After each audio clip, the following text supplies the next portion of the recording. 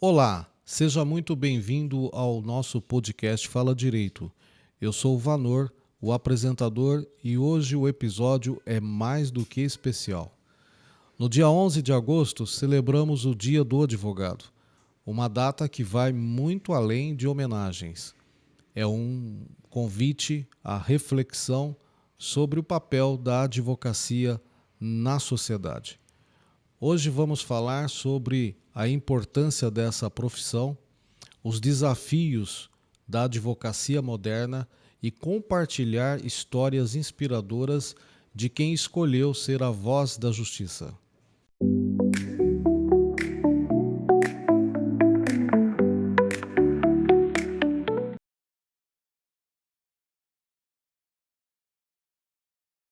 Ser advogado em 2025 é enfrentar desafios no campo psicológico, porque o cliente ele quer resposta, se não for para ontem, mas que ela seja todo dia. Sim. E nós sabemos que o time do processo não é o time do nosso coração. Perfeito. Exato. Ser advogado em 2025 é estar conectado com a evolução tecnológica. Não é só estar nas redes sociais. Exato. E tem muito advogado que não está nas redes sociais. Exato. De modo que, se você não estiver nas redes sociais e também acompanhando a inteligência artificial, você está fora do game, está fora do jogo. Você não vai conseguir evoluir. Exato. Ser advogado em 2025 é você conseguir se atualizar com os novos apps, programas do Poder Judiciário. Projude, ESAGE, PJE, EPROC e por aí vai, porque cada tribunal Brasil afora tem, às vezes, o seu sistema. Exatamente. Então, ser um advogado em 2025 é muito mais que saber o direito. Exato. É saber se comunicar com o seu cliente, com o seu parceiro, com o juiz, porque às vezes numa sustentação oral, você não precisa ensinar o desembargador sobre a jurisprudência ou sobre a legislação ali, o texto legislativo. Exato. Mas é você ter bom senso, é você ter empatia, é você ter educação, é você não descuidar da ética.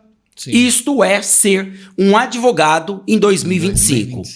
Ser advogado em 2025, eu acho que é tão importante, mas tão desafiador do que naquele tempo.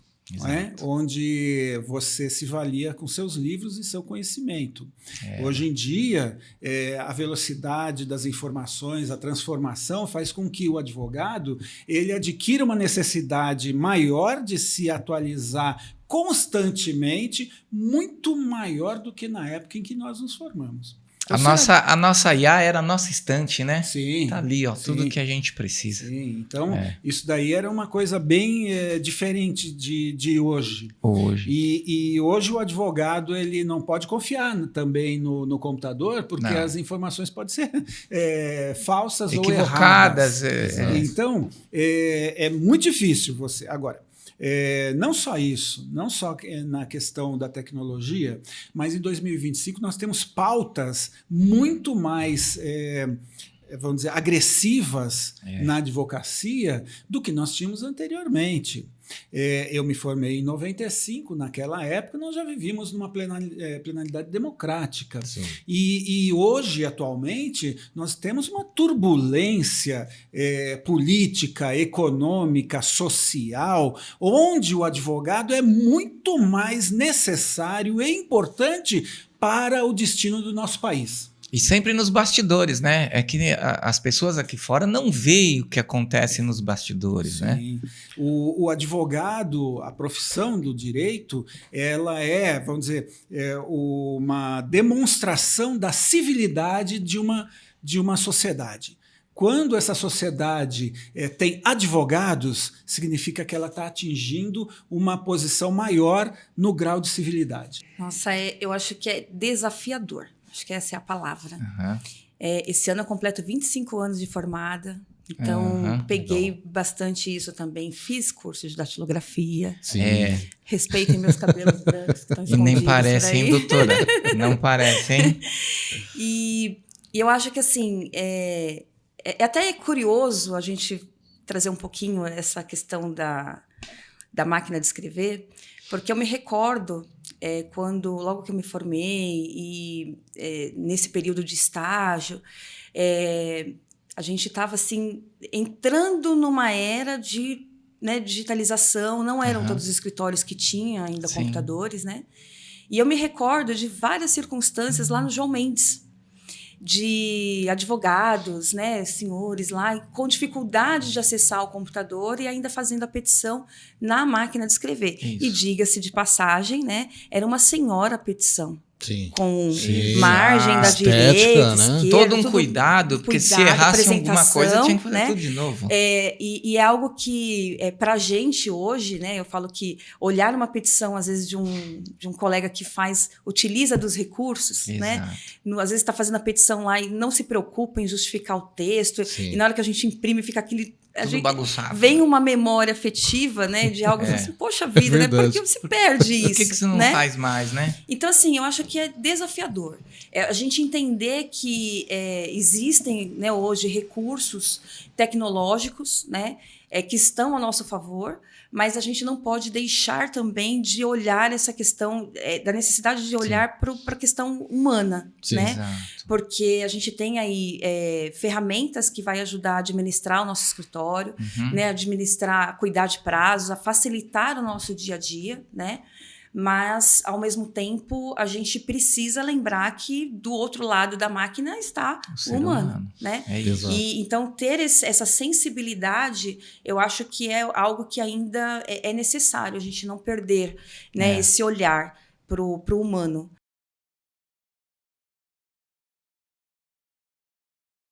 Super acredito que as mudanças e as atualizações elas são fortes, motivo pelo qual, desde o primeiro dia em que iniciei minha advocacia, nunca parei de estudar. Então, todos os dias, eu acordo ouvindo o noticiário, tomo banho, tomo café ouvindo o noticiário. Durante o dia, eu leio diversas informações, não apenas ou única e exclusivamente de direito. Sim. O tempo todo. É até o diferencial da nossa advocacia. Estar sempre conectado com o mundo e com as pessoas. Motivo pelo qual eu não advogo único e exclusivamente no gabinete do meu escritório. Eu sempre vou às ruas, aos fóruns, presídios, delegacia, falo com a comunidade de uma forma geral, cumprindo aqueles quesitos do ESG e alguns preceitos ali desenvolvidos pela ONU, que é conversar com a população. E aí eu participo de outras organizações de natureza empresariais, comunitárias, tais como o CONSEG, ONGs, associações de bairro e por aí vai. Então essas são as transformações da qual o advogado ele precisa sempre estar conectado e ter humildade para aprender. É muito desafiador advogar atualmente. As causas são mais complexas e o advogado precisa ter um jogo de cintura maior do que o conhecimento. Então, antigamente, nós tínhamos que ter mais conhecimento do que habilidade de pesquisa. Isso. Hoje em dia é o contrário. Não é? O advogado que conhece, digamos, o conhecido doutor, ele vai ser substituído pelo técnico. Sim. É o sujeito que sabe mexer no computador e coloca ali. O perigo disso é justamente a falta do conhecimento formal fazer com que esse técnico comece a trabalhar de uma forma errônea, errada e enviesada. Então, Tecnologicamente, é realmente muito difícil isso. Aham. Em relação ao relacionamento com o cliente, também nós temos uma mudança grande e é desafiadora. Nós crescemos na nossa profissão trazendo essa proximidade pessoal com o cliente, onde nós olhávamos no rosto, nos olhos do cliente para entender o coração do problema. Exato. E aí fazíamos. Hoje em dia, não. Hoje em dia, o cliente está atrás de uma câmera ou atrás de um celular e você não consegue analisar psicologicamente a intenção real daquele cliente. Hoje, além de termos sofrido grandes avanços tecnológicos com a inteligência artificial, estamos tendo dificuldades com os magistrados, que eles não vão aos gabinetes, eles despacham em casa.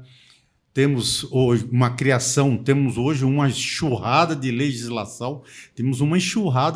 Eu sou da época que não tinha juizado de pequenas causas. Sim. Eu sou da época que não tinha Lei 9.099. Eu sou da época que não tinha lei da raça negra, lei da distinção, lei... Não tinha. Hoje nós temos violência doméstica. Eu sou da época que não tinha violência doméstica. Uhum. Eu sou da época que não tinha Código do Consumidor. Não tinha o CDC. Veio o CDC, veio o Código ECA. do Consumidor, veio o ECA.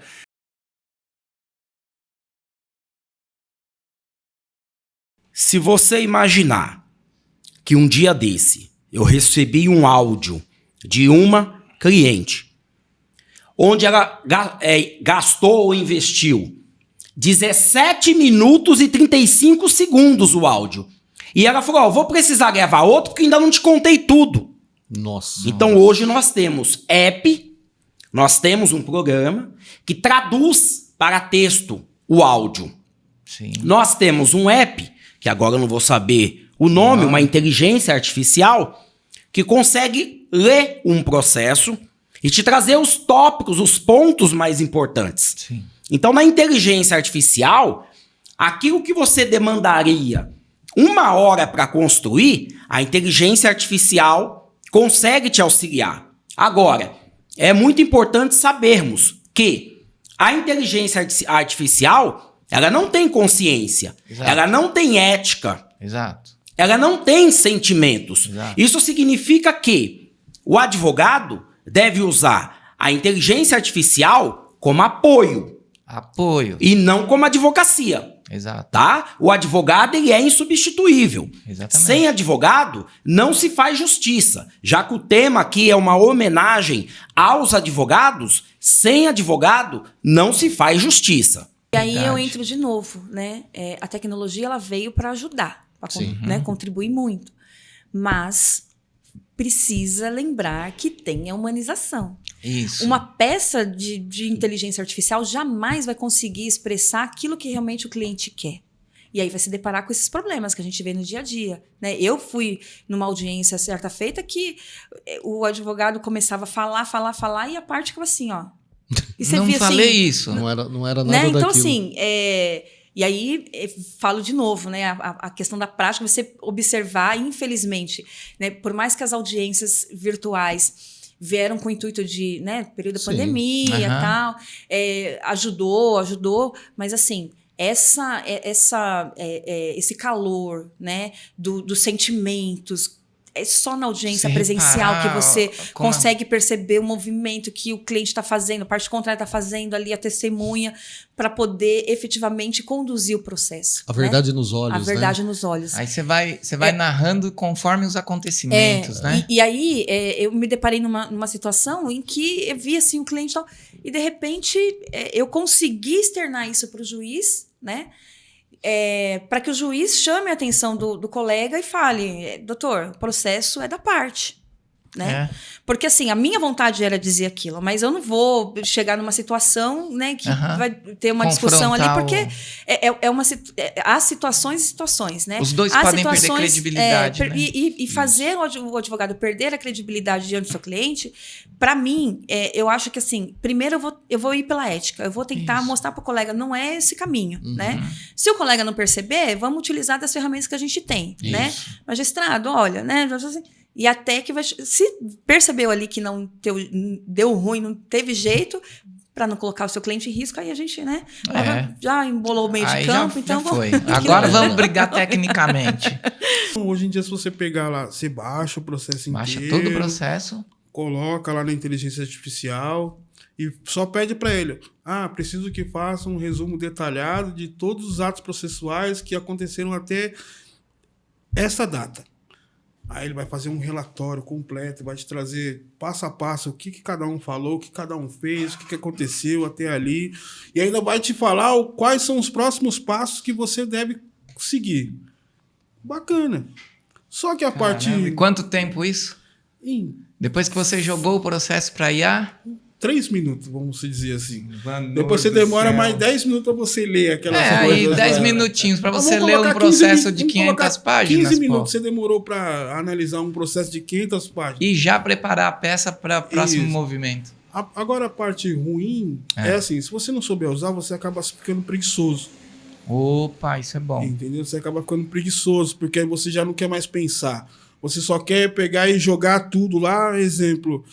Não vou falar que eu não tenho. Eu tenho inteligência artificial lá, que eu pago, que se eu pegar o processo lá, se eu quiser pegar certos dados, eu vou jogar lá na inteligência e vou falar assim, quero que faça uma petição assim, assim, assim, assado.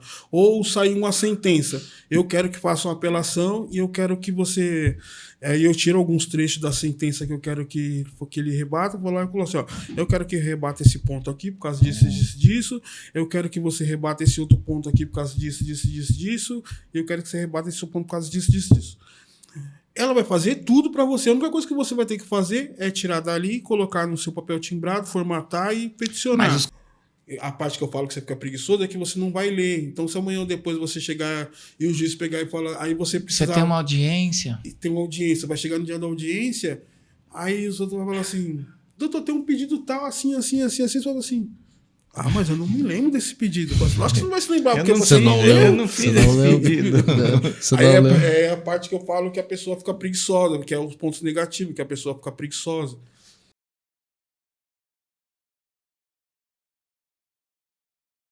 Começando por prazos. É algo inadmissível do advogado perder prazo. Exato. Mas acontece. Exatamente porque vai entrando processos novos e às vezes você recebe a intimação, lê, mas não anota o prazo. Exato. E aí, óbvio, no nosso escritório nós temos outros advogados e aí nos ajuda e nos facilita. Sim. Mas não é um negócio trivial. Ao contrário, é algo que precisa ser bastante assertivo. Na questão, no que tange as pressões de natureza psicológica, veja, um dia desse, era um final de semana, já de noite, o cliente me ligou porque queria informações acerca do processo. E eu falei, olha, você está cansado de saber, e no dia que você me contratou, eu te entreguei um manual do cliente para dizer o seguinte, é emergência e urgência? É 24 horas. Não é emergência e nem urgência, eu tiro toda segunda-feira para atender os clientes. Ontem, segunda-feira, foi dia que eu trabalhei que 19 horas eu estava exausto, mas assim, extenuado. Sim.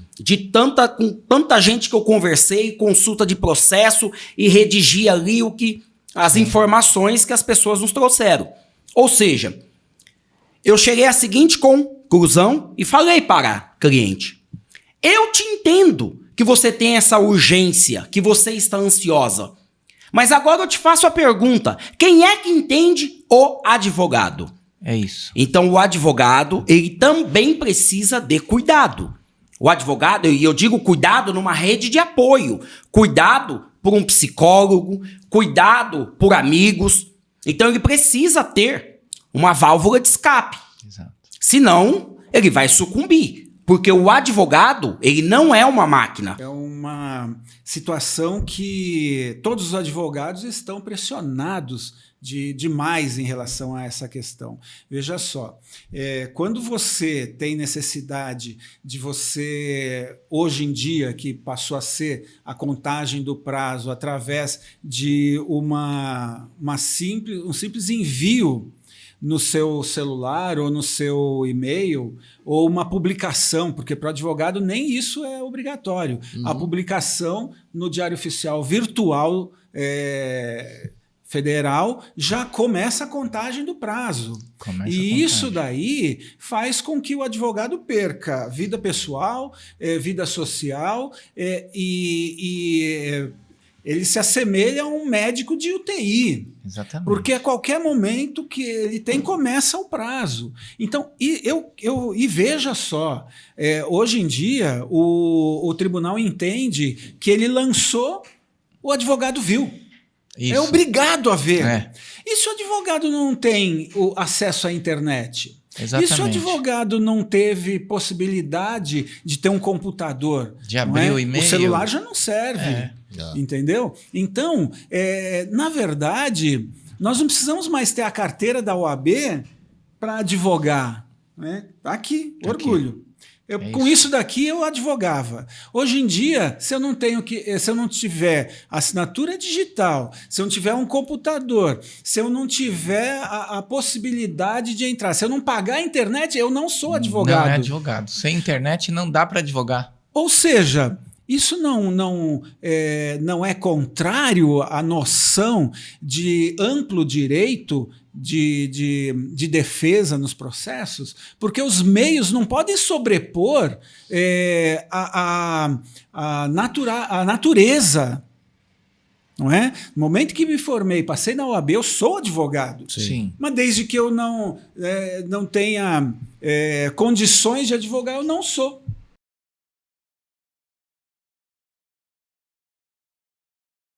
Olha, o advogado, né, de forma natural, é aquele que interpreta a lei e auxilia o seu constituído, que pode ser o cidadão e também pode ser o Estado. Sim. Nós temos a Advocacia Geral da União como ente federativo federal, nós temos os procuradores de Estado no plano estadual e no plano municipal de igual forma. Veja, em diversas ações, a OAB pode participar, deve participar. Em diversos bairros, em diversas subseções, Brasil afora, a OAB desenvolve uma série de planos de cidadania. O que é isso? É atender o cidadão mais carente, mais vulnerável.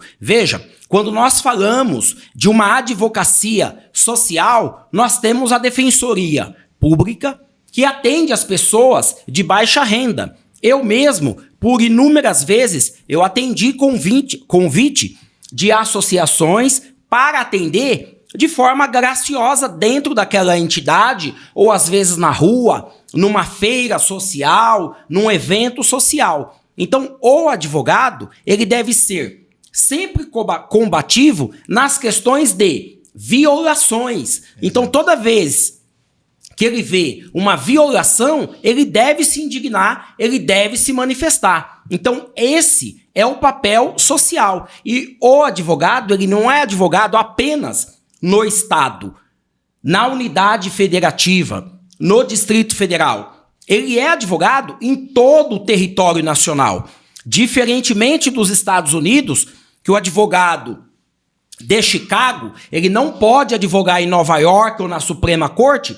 Aqui no nosso território chamado Brasil, o advogado, ele pode acessar todos os tribunais, sem exceção, todos os entes administrativos, e essa é a força da advocacia, porque no seu mistério, na sua militância, ele não pode ser preso, salvo em flagrante delito, com a presença e a fiscalização da Ordem dos Advogados do Brasil. Não é importante, né? A advocacia é essencial. Sem advogado, sem advocacia, não existe civilização. Exato. manda o mais forte. Quando a gente tira os órgãos, as ferramentas que fazem a justiça, manda a lei de quem pode. Sim. E aí eu taxo porque eu posso. Eu taxo porque eu posso. posso. Sim. Entendeu? Então, a lei do mais forte é a selva. É. Nós, em vez de progredirmos no movimento civilizatório, nós vamos regredir no movimento civilizatório. O advogado, quando uma sociedade tem, como o Brasil tem, milhares de advogados, significa que ela tem toda a chance de ser uma sociedade da mais civilizada possível. É à toa que os Estados Unidos, a maioria é conhecida como país dos advogados. País dos advogados. País dos advogados. É. Não é? E a minha irmã nos Estados Unidos mora lá em Washington há 38 anos, 40 se não me engano, e mora próximo do Law Avenue, Avenida dos Advogados. Quando você passa por ali, você vê um bairro que Morumbi é fichinha. Aham. É só mansão. Aham. E são advogados. Sim. Não é? E no Brasil, o advogado ele tem que se submeter a todas as condições que nós sabemos que estávamos falando aqui. Nós temos advogados muito, muito humildes mesmo. Temos. Eu acho que eu respondo essa pergunta com o artigo 133 da Constituição Federal, que diz que o advogado é indispensável à justiça. Então, veja, o advogado, quando ele trabalha, ele presta um serviço ao cliente, ele está resgatando a cidadania, está resgatando os direitos de alguém que o procura para fazer uma ação, seja na área da família, seja na área civil, seja na área trabalhista. O advogado presta um efetivo munus público. O advogado presta um serviço essencial à cidadania, porque quando ele está ali no processo, ele está representando alguém. Sim. Seja uma criança, seja um adolescente, seja um cidadão, um indivíduo, não tem credo, não tem religião, não tem raça. O advogado presta um serviço eminentemente social à sociedade. Ele resgata direitos, ele resgata privilégios, ele resgata direitos, ele busca combater uma injustiça, seja uma justiça a título contratual, seja uma justiça não contratual. Então, o advogado presta um efetivo serviço essencial à democracia e à cidadania.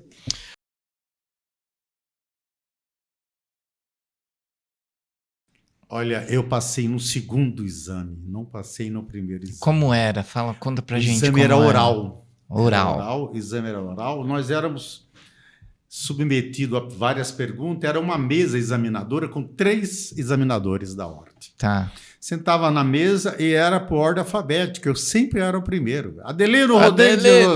Lá ia eu fui fazer meu exame de ordem lá no pátio. Não dava nem para ter a experiência do colega que foi na frente, né? No meu primeiro exame eu não passei porque eu fiquei muito nervoso. Aham. Eu fiquei muito nervoso e me deu branco. Eu fui passar no segundo exame com glória. Fui submetido a exame de ordem na área civil. E quando terminou o exame de ordem, eu não esqueço isso. Quando terminou o exame de ordem, os examinadores levantaram e me cumprimentaram. Eu até me emociono, porque eu era muito pobre. E eu peguei um paletó emprestado para ir fazer o exame. E aquele paletó, eu muito tímido, né? Eu era muito tímido e eu fui o primeiro a ser submetido ao exame. Então, os examinadores, quando terminaram o exame, eu não esqueço jamais, porque são coisas que marcam, né? Exatamente. Marcam a vida da gente. Os examinadores levantaram, viram que eu tratava-se de um acadêmico muito humilde. Eles levantaram e me cumprimentaram. E aquilo, para mim, a sala inteira levantou e me cumprimentou. Eu me senti muito honrado. Uma grande conquista. Senti muito honrado e pediram que eu permanecesse lá durante o exame, eu permaneci até os alunos letra A, letra B, ele permanecia ali no meu canto e eu me senti homenageado. Foi uma homenagem muito grande que fizeram a mim há 45 anos. Merecedora, diga-se de A passagem. sensação é incrível. A sensação é Eu fiquei incrível. muito agradecido e muito homenageado e me emociono hoje. Hoje eu me emociono porque eu lembro e me emociono. O fato que eu quero trazer desta vez é o episódio durante o período estudantil na faculdade de Direito. Veja, em regra, o aluno, ele entra como calouro no curso de Direito e ele pensa, vou ser magistrado, vou ser promotor. Ele está no primeiro ano. Quando ele está no segundo ano, ele fala, olha, se eu for advogado, eu estou no lucro. Quando ele está no terceiro ano, ele fala, se eu passar num concurso, eu estou bem. Do quarto para o quinto, ele só quer se formar. E nesse período de faculdade, nenhum só dia eu pensei em desistir. Nenhum só dia eu pensei em desistir. Ao contrário disso, todos os intervalos, se quisesse encontrar o Ribeiro, bastava ir na biblioteca. Eu estava sempre lendo na biblioteca. Esse é o meu combustível. Isso é o que me move. E outra coisa, na faculdade, em todo o período da graduação, sabe aquela geleia amarela e vermelha? Opa. Eu tinha R$1, comprava 2 geleias. No intervalo, eu ia para a biblioteca comer geleia, porque eu não tinha dinheiro para ir na cantina. Certa feita, ao retornar da faculdade, eu de moto, e veja, eu comprei a moto porque era mais barato a gasolina, a prestação de pagar o financiamento da moto do que o transporte público. É mais barato. Certa feita, eu desviei do pedágio, que era R$1,20, porque eu não tinha R$1,20. E não falo isso com tristeza, com vergonha. Eu falo isso com orgulho. Exato. Porque hoje, graças ao bom Deus, a advocacia me proporcionou uma condição melhor numa questão financeira, numa questão intelectual, e que eu não preciso mais passar por esses transtornos. Mas veja, na faculdade não foi um período fácil. E quando nós falamos de história de superação, eu também quero deixar registrado. Por que é que hoje, às vezes, eu faço um pro bono, eu ajudo uma pessoa ou uma entidade, tá certo? Nessa questão de natureza social. Porque foi o contribuinte que pagou os meus estudos. Sim. Eu obtive bolsa pelo Enem Sim. de 100%. Sim. Então, na redação, o limite era 100. Eu acho que eu tirei 90. Então, eu consegui uma bolsa integral, nunca paguei um só real em toda a minha graduação. E diga-se de passagem, há pessoas, bacharéis, que levaram 10 anos para se formar. Exato. Mesmo o curso sendo de 5 anos. Eu tive o privilégio de me formar em 5 anos. A todos que nos assistem, se você tem um sonho, não desista dele. E se você deseja se tornar um advogado, lute pelo seu sonho. Porque quando for dia 11 de agosto, você vai ter o que comemorar. O Luiz Gama, mesmo não inscrito nos quadros da Ordem dos Advogados do Brasil, ele merece todas as nossas homenagens, porque em alguma medida ele renunciou a si para ajudar o próximo, assim como faz um padre, assim como faz a parteira em algumas cidades não dotada de uma estrutura de saúde. Às vezes a parteira, outrora a parteira, era o único recurso. E quando nós vamos falar de Luiz Gama, era um cidadão combativo que, ainda que não tivesse aquela inscrição do advogado, ele peticionava por meio das suas cartas, sim, pedindo o direito do cidadão que teve os seus direitos fundamentais violado.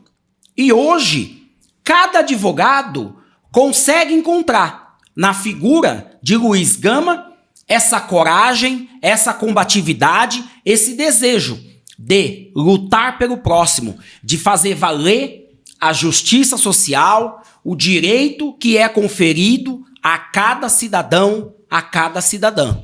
Então, Luiz Gama é uma referência, é um ícone para toda a advocacia e merece ser reverenciado e tem as minhas homenagens. Essa questão do pro bono é interessante. O doutor tinha até falado anteriormente, culto que o doutor Edmilson, falado sobre Luiz Gama, também falado sobre Sobral Pinto. Não é? 2 ícones do direito. Sim. 2 ícones. Sim. Sim. São super-heróis do direito no Sem Brasil. dúvida. Todos eles, 99% das ações que eles defenderam foi pro bono. Pro bono, exatamente. Olha só. Pois É isso, doutor. Por quê? Porque eles estavam colocando a noção de pátria, a noção de valores nacionais acima, inclusive da sua manutenção pessoal. Não é? Então, nós vemos, por exemplo, Luiz Gama, ele ia cobrar o quê dos escravizados? Não tinham nada. Eles não tinham nada. Ele não cobrava nada, inclusive pagava para fazer a defesa dos escravos, para tirar a pessoa da escravatura, da escravidão. Exato. Não é? Sobral Pinto, ele não sabia como pagar as contas diárias de casa e ele foi um dos maiores e mais geniais advogados que tiveram a capacidade e, vamos dizer, mais do que hombridade, a atitude heróica de se rebelar juridicamente contra uma ditadura. 2 grandes ícones, né? Você está aí me mencionando 2 grandes ícones, 2 grandes baluartes do direito. Luiz Gama foi um defensor da raça negra. Luiz Gama defendia os escravos, aqueles negros que eram escravizados na época da colônia, onde ele defendia, brigava, lutava pela escravidão dos negros. Então, Luiz Gama foi um baluarte, foi um grande nome. Uhum. E o Sobral Pinto merece destaque, principalmente na área criminal. Sobral Pinto foi um dos grandes defensores dos direitos humanos. Sobral Pinto ele teve muito destaque na época da ditadura. Ele recebia casos. Teve um caso interessante de um dono de uma empresa, onde ele defendeu o dono de uma empresa em 1940, 1930, e os honorários dele eram tão alto, que ele foi convidado para ser ministro do Supremo. O Sobral Pinto foi convidado para ser ministro do Supremo no governo do Geisel, no governo antes do Geisel, foi no governo daquele cidadão que era do Exército. Como é que ele chama? Do cavalo, cidadão do cavalo aí. Uhum. Não recordo. Essa aí eu ele passo. Foi indicado, o Sobral Pinto foi indicado para integrar o ministro para ser ministro do Supremo Tribunal Federal e ele recusou. Ele queria ser advogado mesmo, queria ser advogado e não ministro do Supremo.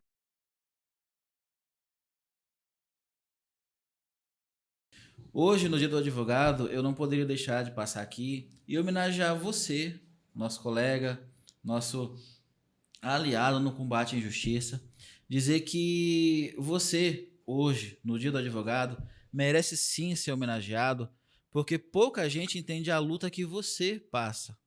Pouca gente entende a luta, e muitas vezes sozinho. Ninguém entende que você é sozinho contra o sistema, ninguém entende que você é sozinho contra as injustiças, que se não for a tua força, a tua voz, o direito de muita gente não é reconhecido. Então, eu não poderia deixar de vir aqui hoje homenagear você, que assim como eu, estão nos tribunais brigando por aqueles que sofrem qualquer tipo de injustiça, inclusive excedendo-se em algumas circunstâncias a ponto de causar, por exemplo, algumas brigas com magistrados, promotores, mas sabemos que isso, quando feito da forma correta, é para o bem do nosso constituinte. Haja visto que o nosso estatuto diz que nós não devemos atuar com medo de desagradar magistrado ou quem quer que seja. Na briga pelo nosso cliente, a gente tem que dar o melhor por ele, independente do que aconteça, e você, colega advogado, faz isso com maestria.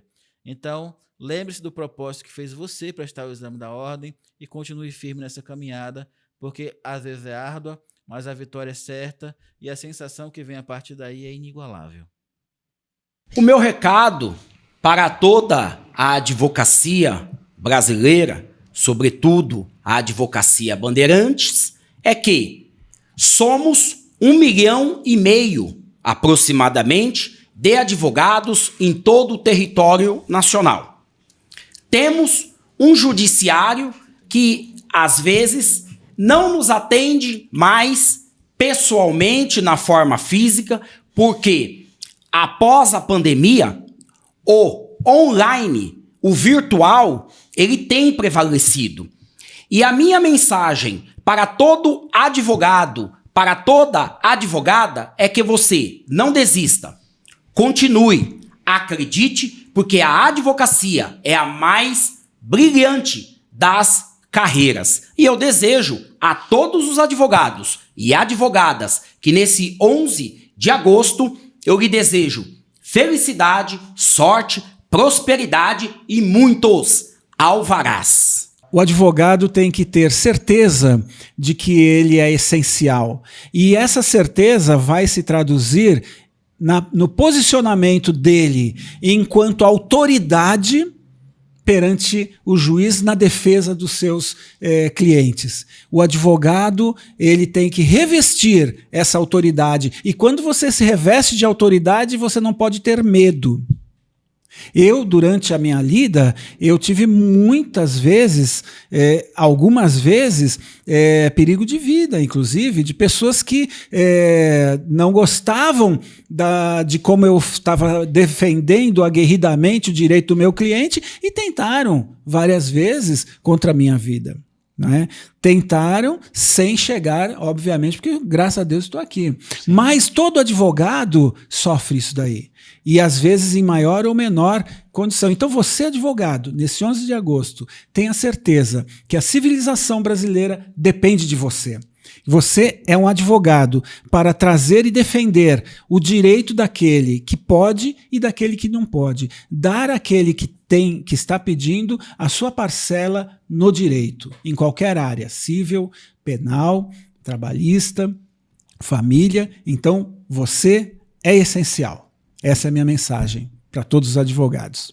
Dia 11 de agosto é o dia do advogado combativo, advogado estudioso, advogado que efetivamente presta um trabalho à população, a dignidade das pessoas, que resgata o princípio da dignidade da pessoa humana. Então, a você, advogado, você, estudante de direito, você, acadêmico de direito, que será o futuro advogado, venha para a família jurídica, mas venha com esse brio, venha com essa vontade de lutar, venha com essa vontade de aprender, venha com essa vontade de realmente fazer valer os princípios da ampla defesa, do contraditório, do princípio do indúbio pro réu, do princípio da inocência, dos princípios da razoabilidade, do princípio da proporcionalidade, do princípio da dignidade da pessoa humana.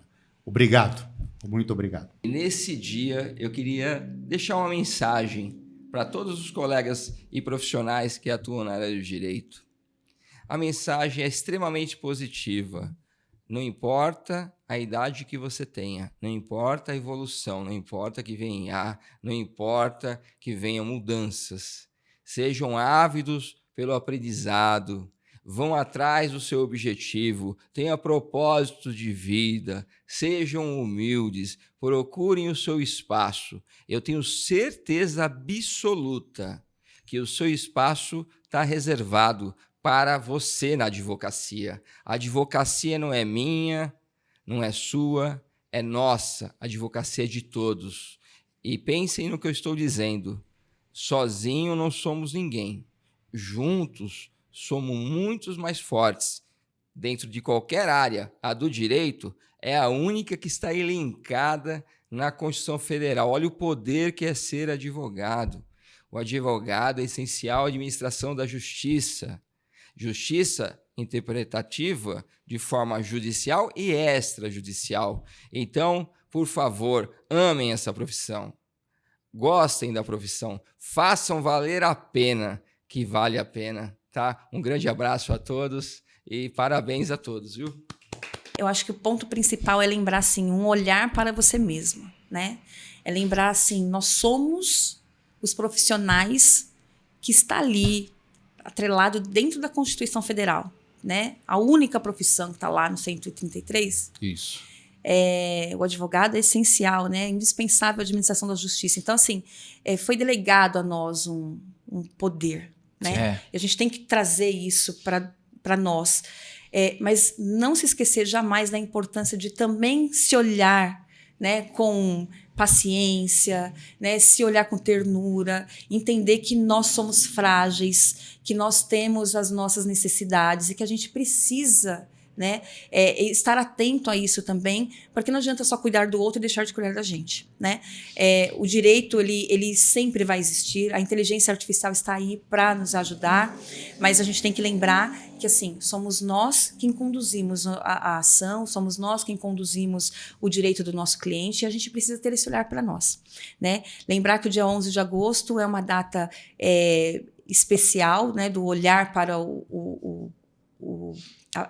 advogado, o estudante de direito, o estagiário, enfim, mas mais do que isso, né? É lembrar que existe alguém ali que está levando o direito de alguém, né? Pleiteando o direito para alguém, cuidando do direito de alguém, então é alguém importante. Então é se olhar com essa importância, né? Não esquecer disso.